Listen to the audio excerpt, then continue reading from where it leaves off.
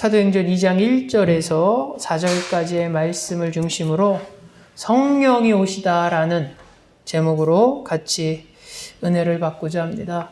사도행전 2장에서 또 전체에서 이 성령 강림의 사건은 상당히 중요한 사건입니다, 여러분. 사도행전 1장의 초반이 중요한 것은 어떤 선교, 하나님의 복음을 증거하는 대위임령이 선포되어지는 것이 1장의 핵심이라면 2장은 그 놀라운 일을 위해서 인간의 힘으로는 한계가 있죠. 복음을 전하는 것에 대해서. 그랬을 때 성령의 강림과 성령의 일하심을 통해서 우리가 상상할 수 없는, 우리가 예상할 수 없는 놀라운 복음의 역사가, 선교의 역사가 이제 사도행전에 쭉 진행됨을 보여주게 됩니다. 바로 그 출발점에 바로 오늘 2장 성령 강림의 사건이 나타남을 오늘 보게 됩니다. 이 성령이 임하시는 놀라운 사건은 갑자기 나타난 일은 아니었습니다. 갑자기 나타난 일이 아니라는 것은 전혀 예상도 못하고 예견도 안 돼 있고 말도 없이 갑자기 진행된 것이 아니라 이미 이전에 계속 언급되었던 사건임을 알죠. 세례 요한이 이미 알렸고 또 부활하신 주님이 승천하신 후에 성령이 오셔서 너희를 이끌겠다라는 주님의 약속하신 바 성령의 부으심의 사건이 오늘 본문 가운데서 나타납니다. 근데 그 시점이 유대의 오순절에 나타나는 것을 우리는 보게 됩니다. 오순절이라고 되어 있죠. 그래서 이 오순절은 이제 오라는 뜻하는 헬라어에서 파생된 말입니다. 오순절은 펜테라고 하는 이 헬라어에서 시작된 건데 뜻이 50번째의 축제일이라는 뜻입니다. 이 오순절이라는 말이 헬라어로. 그래서 원래 구약에 3대 절기가 있죠. 우리가 구약에 보면 유월절이 있고 칠칠절이 있고 수장절이 있는 것 중에서 절기 중 하나인 이 칠칠절을 이제 헬라식으로 표현할 때 쓰는 것이 오순절입니다. 오순절. 그래서 누룩을 넣지 않는 무교병을 먹는 무교절 다음 날부터 계산해서 50일째 되는 날에 행해지는 감사절이 바로 오순절이죠. 그래서 오순절을 기념하는 많은 의미가 있습니다. 다른 이름으로 우리가 맥추절이라고 지키기도 하죠. 무교절을 지키고 나서 50일째 되는 날인데 또 50일째 되는 그날이 어떤 날이냐면은 그 절기가 그러니까 초여름에 이 당시 문화권이죠. 농경 문화권에서 밀을 수확하는 첫 기쁨을 누릴 때입니다. 그러니까 농사를 져서 우리나라 같은 경우는 이제 가을에 추수를 하죠. 근데 여기 밀농사를 하기 때문에 초여름에 밀을 수확하게 되는 어떤 농사의 첫 수확을 얻게 되는 것을 감사하는 또 그런 의미가 바로 오순절에 행해지기도 하죠. 그래서 성경에 보면 처음 익은 열매를 드리는 날이라고 성경은 기록하고 있습니다. 그러니까 수확하면서 기쁘고 그것을 또 하나님 앞에 영광을 돌리면서 즐기는 축제일. 그것을 헬라식 표현으로 오순절이라고 성경에 기록되어져 있죠. 근데 이 오순절에는 또 여러 가지 좀 상징적인 의미가 있습니다. 그래서 사해사본에는 이 오순절이 언약을 갱신하기 위한 절기로 지켜졌다라고 증거를 합니다. 하나님께서 이스라엘 민족과 약속을 하셨을 때 그 약속에 대한 갱신, 그것을 기념하는 날이죠. 그러니까 더 쉽게 얘기하자면 후대의 어떤 이제 문헌들에 보면 시내산에서 하나님께서 모세를 통해서 이스라엘 민족에게 율법, 지켜야 될 율법을 주시는 거죠. 그것을 기념하는 날이 또 뭐하고 이렇게 일맥상통하게 되냐면 오순절이라고 그들은 여기고 같이 지키게 됩니다. 그러니까 오순절이 두 가지 의미를 동시에 지닌 것이죠. 하나는 구약 성경에 나와 있는 것처럼 하나님 앞에 첫 수확 것에 대한 감사하고 기쁨, 그 다음에 무교절을 지키고 나서 50일째 되는 날, 또 동시에 유대인들은 무슨 생각 갖고 있냐면 또 이 오순절을 통해서 하나님께서 우리에게 율법을 주심으로써 어떤 약속을 했다. 그래서 그 약속을 해마다 기념하는 것. 그런 의미를 오순절이 갖고 있습니다. 그래서 매년 이 절기에는 예루살렘에 외국으로부터 많은 유대인들이 찾아옵니다. 유대인들 여행객이라 할 수 있죠. 바로 우리가 아는 디아스포라 유대인입니다. 그러니까는 현지에 살지 않고 흩어져 있는, 주변 나라에 살고 있는, 타국에 살고 있는, 외국에 살고 있는 유대인들이 이 3대 절기 중에 하나인 이 유교 오순절을 지키기 위해서 막 몰려들죠. 그러다 보니까는 오순절이 됐을 때 예루살렘은 그냥 바글바글합니다. 사람들로. 바로 그 시기에 일어난 사건이 오늘 본문 가운데 나타납니다. 그래서 오늘 성경에 봤더니 옥내에서 일어났고 집안에 모두가 모여 있었을 때 일어났음을 보게 됩니다. 그래서 아마도 12사도들 뿐만 아니라 앞서 우리가 1장 후반부에 봤던 것처럼 120문도, 즉 120명쯤 되는 남녀 제자들, 성도들이 모였어요. 한 자리에 있었을 때 이 놀라운 사건이 일어나게 됩니다. 근데 일어나는 모습이 오늘 1절부터 쭉 기록되어져 있죠. 오순절 날이 이미 이름에 그들이 다 같이 한 곳에 모였더니 호련히 하늘로부터 급하고 강한 바람 같은 소리가 있어 그들이 앉은 온 집에 가득하며 마침 불의 혀처럼 갈라지는 것들이 그들에게 보여 각 사람 위에 하나씩 임하여 있더니. 아멘. 여러분, 오순절, 시기는 오순절이었습니다. 오순절이 이미 이를 때, 장소는 그들이 함께 모여있던, 많은 이들이 이제 다락방으로 축축하거나 혹은 다락방이 아니더라도 예루살렘 가까이서 이들이 다 모일 수 있었던 어떤 큰 홀, 공간에서 이들이 모여 있었을 때 나타난 사건이죠. 많은 사람들이 있었을 때 성령 강림의 놀라운 사건이 일어납니다. 그 놀라운 성령 강림의 사건이 임하는 모습이 첫 번째로 보여지는 것은 호련히 하늘로부터 급하고 강한 바람 같은 소리가 있어 가득했다라고 말합니다. 그러니까 강한 바람 같은 소리가 있었다라는 거죠. 그러니까 미미한 것이 아니라 우리가 생각할 때 마치 그런 거랑 비슷하게 느껴집니다. 우리가 태풍 한번 불 때 우산 쓰고 나가면 어떻습니까? 그냥 바람 소리가 막 옆에 막 스치는 소리가 어마어마하게 세게 들리죠. 성경이 그런 것을 묘사하는 모습을 보게 됩니다. 아주 급하고 강한 바람 같은 소리가 막 느껴졌다는 거죠. 들렸다는 겁니다. 들렸다는 것. 중요한 것은 이게 실내라는 거죠. 만약 이게 실외였으면은 저녁 시간이도 그러면 저녁쯤 돼서 요즘도 그렇지만 낮에는 덥지만 저녁 때 되면 선선한 바람이 불죠. 어제와 오늘 같은 경우는 바람이 좀 많이 불었는데 근데 실내의 경우는 바람 불 수가 없죠. 그렇죠, 여러분? 공간상. 근데 지금 어떤 상황이 보이냐면 급하고 강한 바람 같은 소리가 있어. 그게 바람인지 아닌지는 그들은 모르겠지만 뭐가 휙휙 지나가는 걸 들었다는 거죠. 근데 놀랍게도 여러분 헬라어로 바람과 영이 같은 단어로 쓰입니다. 그러니까 성령할 때 그 영이라는 그 헬라어가 바람이라는 단어하고 같은 단어로 쓰입니다.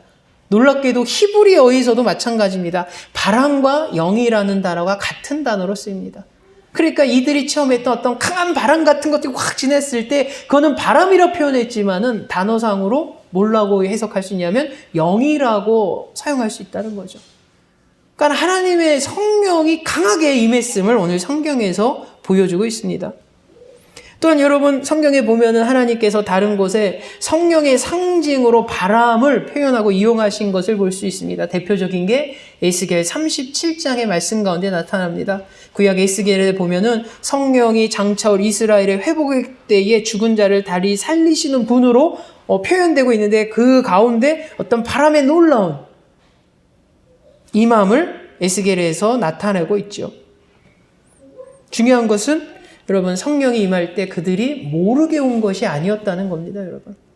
그러니까 나도 모르게 가만히 있는데 어느 순간에 한 사람이 나타나서 성령이 이미 임했습니다. 여러분 정신 차립시오. 이런 것이 아니라 모인 모든 사람들이 들리도록 급하고 강한 바람 같은 소리가 그 안에 가득 찼다라고 말합니다. 강하게 체험했다는 거죠. 들렸다는 것입니다. 이어서 무슨 말이 나옵니까? 성경에 봤더니 마치 불의 혀처럼 갈라지는 것들이 그들에게 보여 각 사람 위에 하나씩 임하여 있다라고 말합니다. 여러분 처음에는 급하고 강한 바람 같은 소리가 확 이 안에를 진동하죠. 그 소리가 가득 찼다라고 말합니다. 사람들은 이게 바람인지 아닌지 모르지만 바람이라 표현했지만 그것은 바람이 아니라 성령이었다는 거죠. 강한 성령이 이 안에 가득 찼다는 겁니다.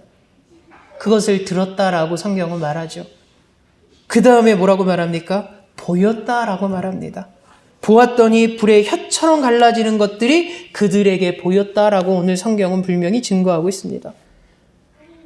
그럼 불의 혀니까는 어떤 모습이냐면 우리가 그런 것을 상상할 수 있죠. 우리가 횃불을 들면 여러분, 횃불은 이렇게 고정되어 있는 것이 아니라 막 타오르죠. 불꽃이 막 움직입니다. 사람 움직이는 거죠. 흔들거리면서. 그런 모습을 오늘 성경에서 묘사하는 거죠. 불의 혀처럼 갈라지는 것들이 그들에게 보였다. 여러분, 불 같은 것이 보였다라고 말합니다. 오늘 성경. 불은 아닌데 불 같은 것이 보였다라고 말하죠. 불의 혀와 같은 것이 무엇입니까? 불의 혀처럼 갈라지는 것들이 성령의 모습이 묘사되어 있음을 말합니다. 임재의 모습이죠. 네, 여러분, 이 불이라는 것을 우리는 주목하게 됩니다. 바로 시내산에 나타났던 불이 바로 하나님의 임재를 상징하고 있듯이 오늘 신약에 나타났던 이들에게 보여지는 불의 혀처럼 갈라지는 것들이 그들에게 보였을 때 그것은 오늘 이 자리에 모였던, 오늘 성경 가운데 배경에 모였던 제자들에게 성령의 임재를 보여주고 있고 상징하는 것입니다.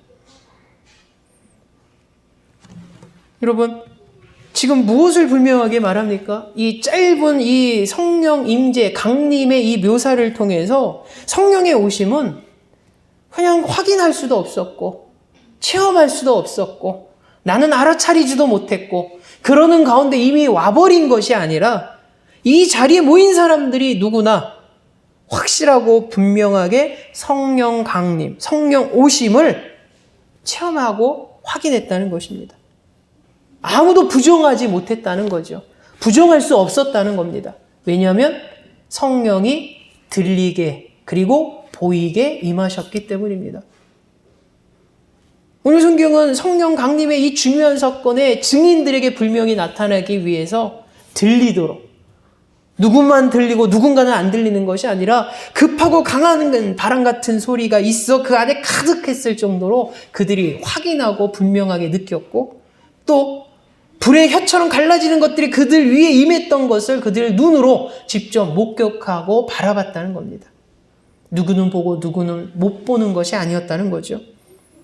결국 누가가 2장을 통해서 성령 오심을 이렇게 묘사한 것은 성령의 오시는 이 사건은 분명한 것이고, 이 사건에는 성령 강림의 놀라운 증인들이 그 자리에 가득했다는 것이고, 그 증인들은 몇몇 사람만 느끼고 경험한 것이 아니라 모든 이가 성령 오심을 분명하게, 부정하지 못하게, 확실하게 목격하고 증언할 수 있었음을 성경은 말합니다.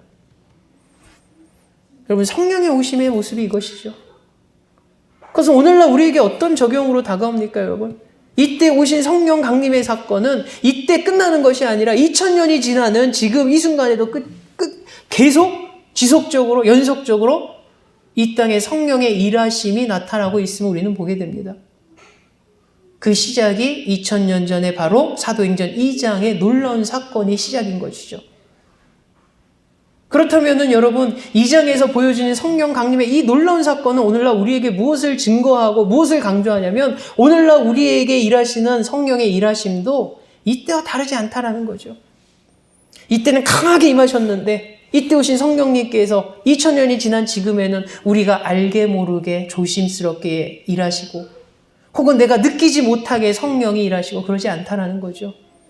우리가 믿음으로 신앙생활하면 우리의 신앙과 믿음 생활 가운데 성령의 일하심은 2000년 전에와 다를 바 없이 강력하게 우리 삶 가운데 개입하신다는 겁니다.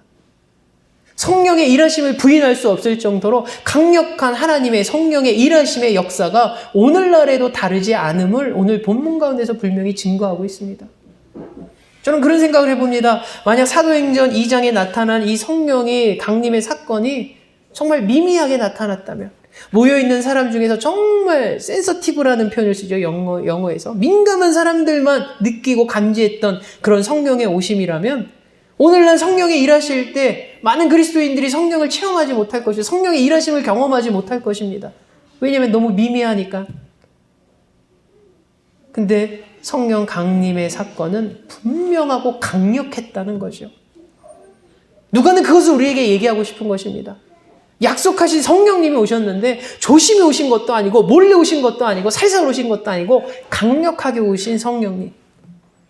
그리고 강력하게 오신 성령님은 지금 이 순간에도 우리 삶 가운데 여전히 일하고 계신다는 것. 그리고 그 일하심은 여전히 강력하게 우리에게 나타나십니다. 특별히 믿음 있는 자에게 강력하게 나타나시죠. 믿음이 없고 의심 있는 이들에게 성령의 강력한 일하심이 개입하심이 있겠습니까, 여러분? 사랑하는 우리 성도님들은 바로 2000년 전에 성령가님의 놀라운 강력함에 있던 그 성령님께서 오늘날 이 순간에 이 시대를 살아가는 저와 여러분 삶 가운데서도 강력하게 역사하시고 강력하게 우리를 이끌어 주시는 그런 하나님을 믿고 그 성령님의 일하심을 체험하는 귀한 성도 되시기를 주 예수의 이름으로 축원합니다. 두 번째 우리가 볼 것은 그 성령님이 강력히 임하셨을 때 성경은 뭐라고 말하냐면 각 사람 위에 하나씩 임하여 있더니라 라고 말합니다. 그것을 다 사람들이 봤다라는 거죠. 그러니까 성령님께서 임재를 하셨는데 누구나 알아차릴 정도로 들리게 보이게 오셨는데 그 성령님이 그들 가운데에서 몇몇 사람 위에만 다 임했던 게 아닙니다, 여러분.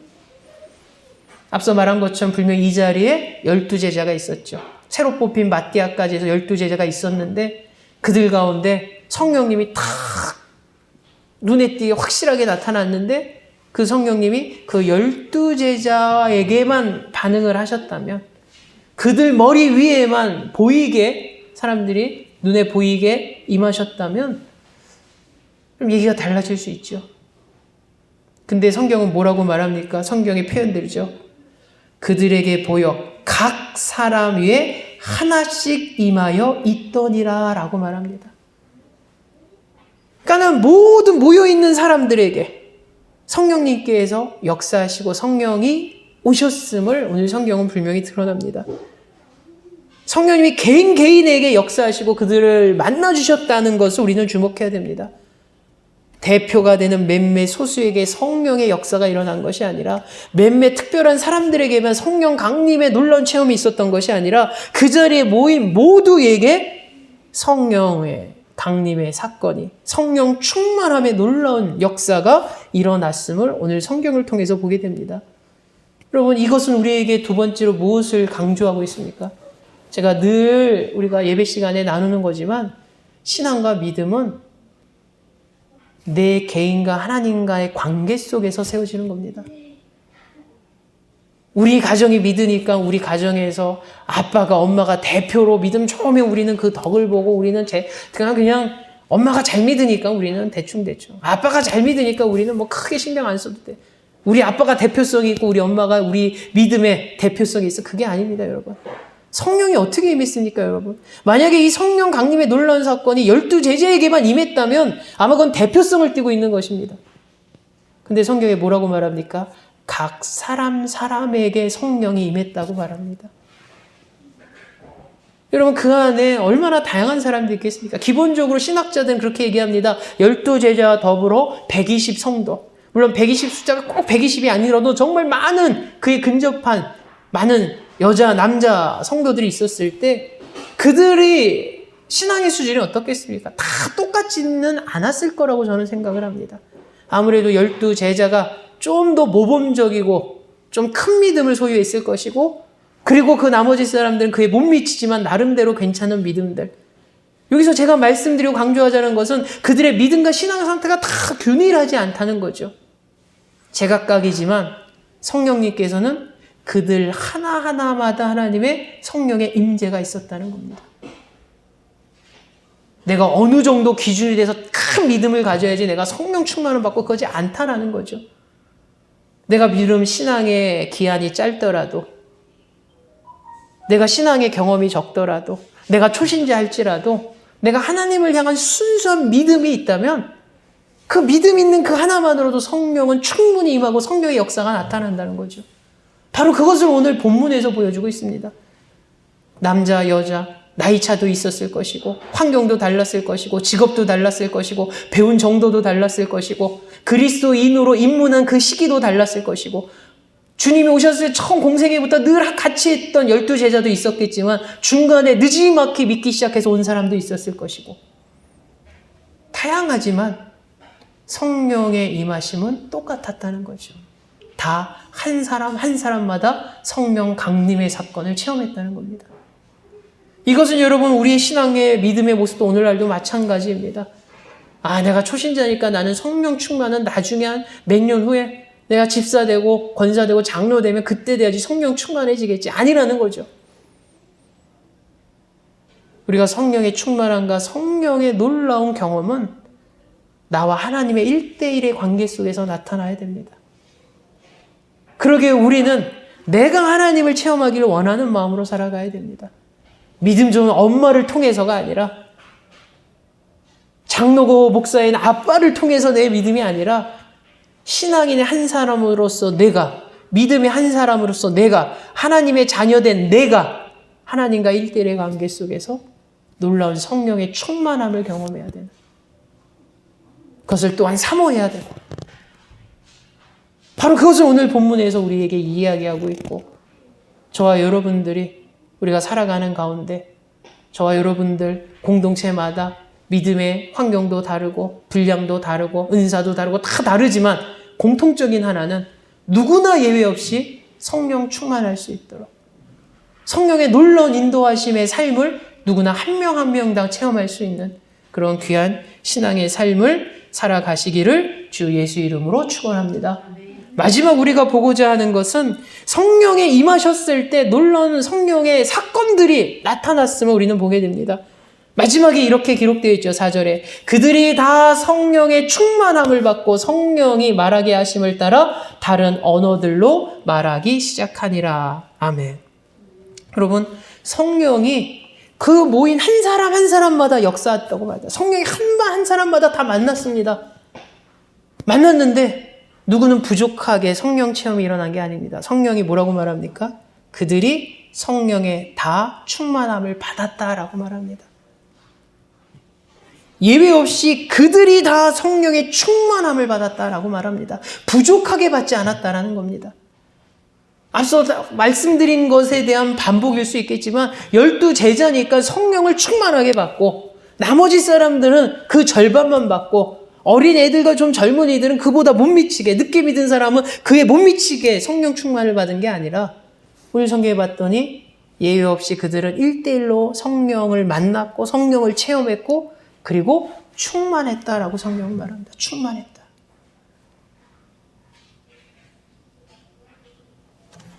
놀라운 사건을 오늘 성경을 보게 됩니다. 성령 충만했다라는 것. 그리고 그들이 충만하니까 어떤 일이 벌어집니까? 이제 본격적으로 성령의 일하심이 그들을 통해서 나타납니다. 그들을 통해서 나타난 일하심이 뭐였냐면 그들이 말을 하는데 다른 언어로 말하기 시작하니라 라고 성경은 기록되어져 있습니다. 여러분, 성령 충만함을 받았을 때 하나님께서는, 성령 하나님은 성령 충만한 그들을 통해서 일하시죠. 그 일하심의 첫 번째 모습이 뭐였냐면 여러분, 다른 언어를 사용했다라는 것. 그들이 전혀 사용할 수 없는, 우리가 다음 주에 또 이 말씀을 이어서 볼 때 다시 보겠지만 그들이 한 번도 경험하지 않은 새로운 언어를 사용했다는 겁니다. 그러니까 상식적으로, 과학적으로, 어떤 합리적으로 우리가 증명할 수 없고 이해할 수 없는 일들이 벌어진 거죠. 그게 성령의 일하심입니다. 여러분, 하나님의 일하심은 우리 인간이 예상하고 측측하고 분석하고 그것을 우리가 다 재현할 수 있겠습니까?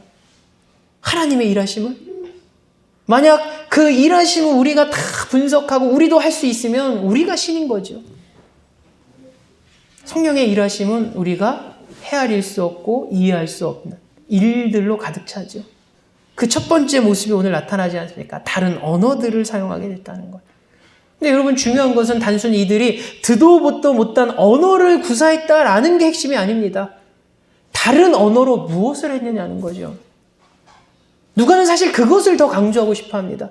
이들이 다른 언어, 들어보지도 않은 외국말을 한 것도 깜짝 놀랄 만한 일이고 믿을 수 없는 일이지만 더 중요한 것은 이 다른 나라 말로 이들이 뭘 했냐는 거죠. 그 모인 장소에서 성령 충만 받은 이들이. 성경에 뭐라고 말합니까? 다른 언어들로 말하기 시작하니라. 무엇을 말했을까요, 여러분? 그들은 하나님을 찬양했다는 겁니다.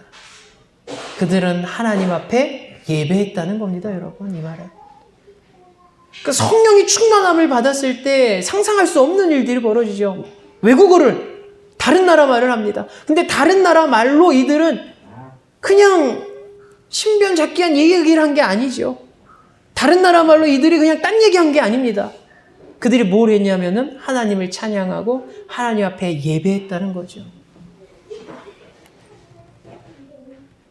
여러분, 놀라운 성령 강림, 성령 충만하게 된 이들의 첫 번째 모습은 다양한 언어로 하나님 앞에 찬양했다는 것. 다양한 언어로 하나님 앞에 예배드렸다는 것에 의미를 가져야 됩니다, 여러분. 그것이 바로 성령 강림 사건의 성령 충만함을 받은 이들의 첫 번째 발걸음이 바로 예배였다는 거죠. 여러분, 오늘 우리가 이 말씀을 나누면서 이 놀라운 성령의 일하심을 보면서 성령 강림의 사건을 보면서 우리는 야, 이렇게 성령님께 오셨구나. 단순히 그것에 끝나는 것이 아니에요. 이 말씀 우리가 나누면서 우리가 바라볼 것은 이 성령님께서 오늘도 이 순간에 이 공동체 가운데 여러분 삶 가운데 똑같이 역사하고 일하신다는 겁니다. 강력하게 임하시는 성령님. 그 강력한 성령의 일하심을 우리가 체험하기 원합니다. 그리고 우리가 성령 충만하길 원합니다. 내가 하나님 앞에 성령의 일하심을 정말 오늘 성경의 말씀대로 충만히 받는 성도가 되기 원합니다. 그리고 성령 충만한 모습 가운데 우리는 먼저 예배하는 자가 되기 원합니다. 이들이 성령 충만 받고 제일 먼저 한 것이 무엇이었습니까? 성경에 말하지 않습니까? 다양한 언어로 하나님 앞에 예배하고 찬양하는 모습에서 시작합니다. 오늘날도 다르지 않다라는 거죠. 성령 충만 받았습니까? 그럼 막 나가서 나 성령 받아서 이게 아니라 예배로 시작하는 거죠. 예배로.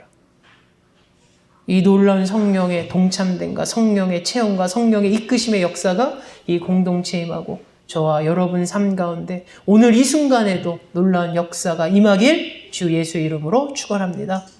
사랑해 주님 감사합니다. 오늘 귀한 말씀을 통해서 오순절날 성령 강림의 놀라운 사건 우리가 다시 보게 됩니다. 우리가 상상할 수 없는 성령 하나님의 오심을 바라보게 됩니다. 강력하게 오셨던 그 성령님, 그리고 그 강력한 성령님이 한 사람 한 사람 다 만나주셨다는 것, 그리고 누구나 예외 없이 성령 충만함으로 하나님 앞에 예배로 시작했던 이 귀한 모습이 오늘 2000년이 지난 이 순간에도 이 나공 공동체 가운데 우리 신앙의 삶 가운데서도 나타나게 하여 주시옵소서. 우리 삶 가운데 매 순간순간마다 살아계신 하나님의 성령의 일하심이, 성령의 개입하심이, 성령의 인도하심이 매 순간 나타나게 하여 주시옵소서. 예수님의 이름으로 기도하옵나이다. 아멘.